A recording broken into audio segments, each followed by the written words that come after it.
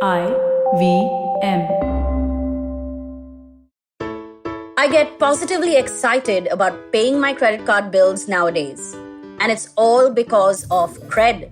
Cred offers the best products and experiences to those who do good. And you can do good by just paying your bills on time. Plus, Cred reminds you when your due date is approaching and also checks your bills for hidden charges. It's so amazing. So don't miss out. Just download Cred today.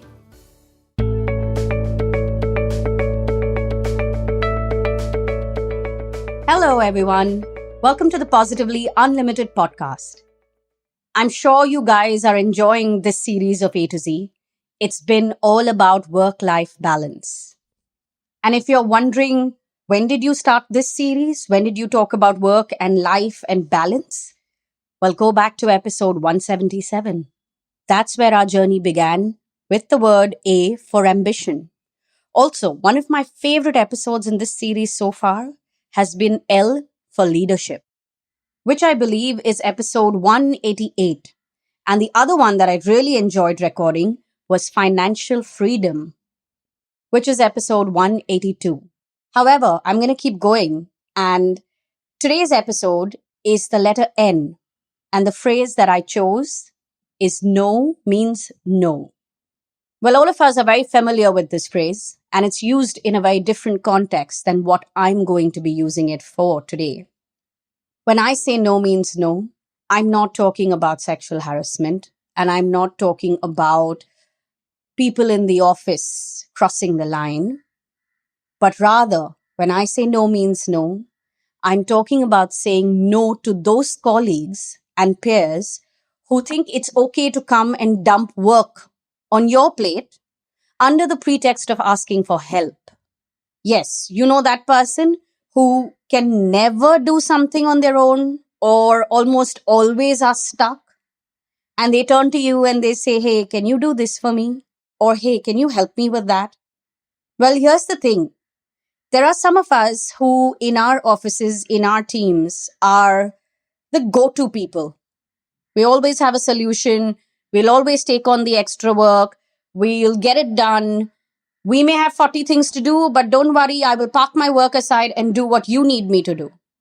Well, in this episode, you're going to learn to say no. Now, here's the thing.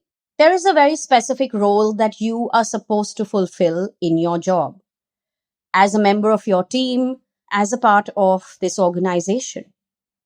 If you are always going to be doing everyone else's work, when are you going to complete the tasks that are in your plate? And when you fail to complete the tasks that are in your plate, then someone else's work is going to get delayed. Or then maybe you are one of those people who will do the overtime and overwork themselves and finish somebody else's work as well as yours. Well, here's the problem. You overworked yourself for somebody else. It's one thing to help people. It's another thing to take on things at the cost of your own task list. When someone comes and asks you for help, by all means help. When someone asks you to do something for them because they need assistance, they need an extra pair of hands, by all means again. However, this cannot happen at the cost of your task list. It cannot happen at the cost of you sitting with a massive pending list that will make you have to work on the weekends or put you under pressure to finish things last minute. The rule should be this. You help as is convenient to you, as is possible for you.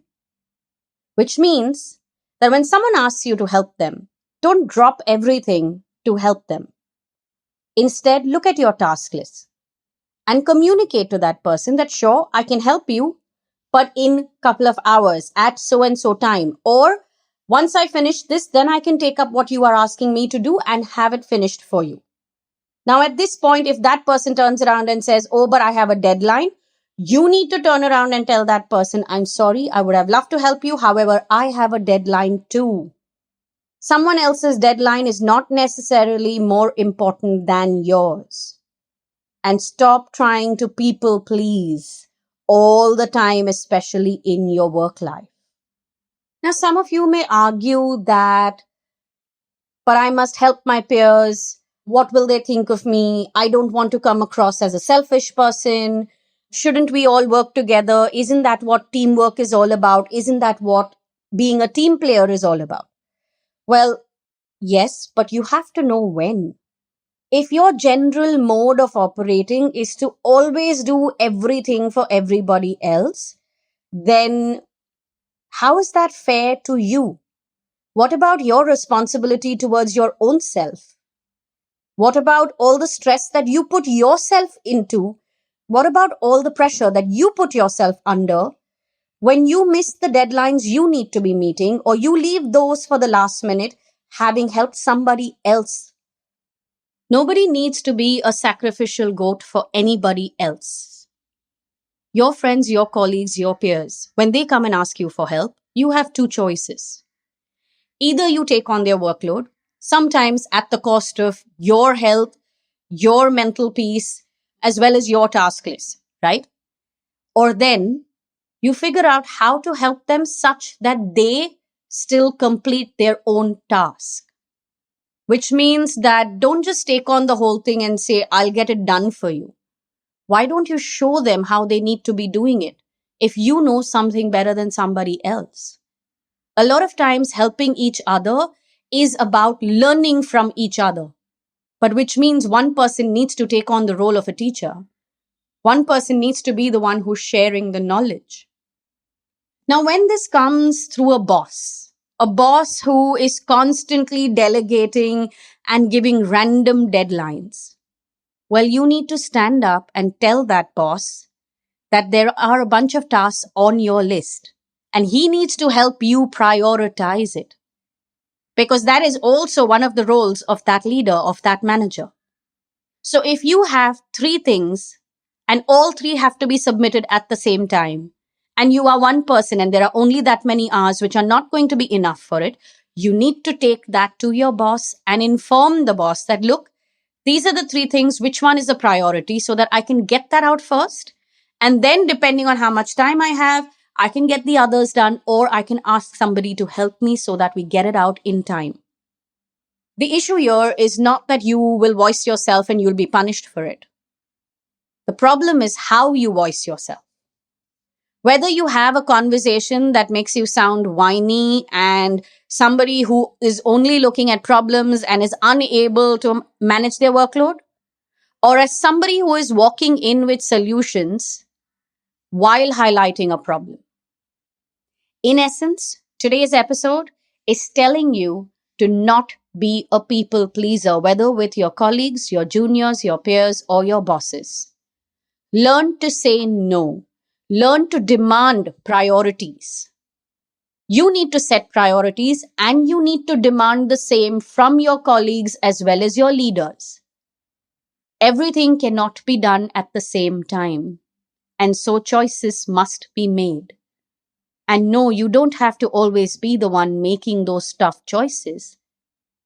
But you cannot also be the one taking on everything just because you don't like confrontations. Well, here's a little truth bomb. Nobody likes confrontations. And yet, sometimes difficult conversations must be had.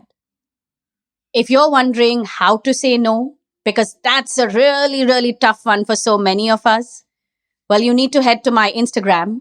My handle is Positivity Angel, and I have 2 reels that teach you how to say no. As for all those previous episodes that I spoke about, you can listen to them on the IVM Podcast app as well as website. And if you want to connect with us on Twitter and Instagram, our handle is IVM Podcasts.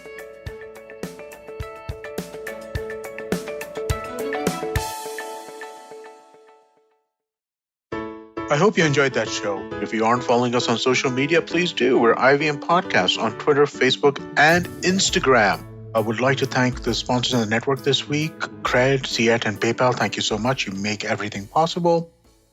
Before I recommend a couple of episodes, I just wanted to quickly talk a little bit about Ankush Champanerkar. Ankush was a team member who we lost due to COVID-related complications. He was a really fun guy, and I wish I knew him better than I got to know him in the short time he was with us. But I hope that you can remember him in your thoughts and prayers.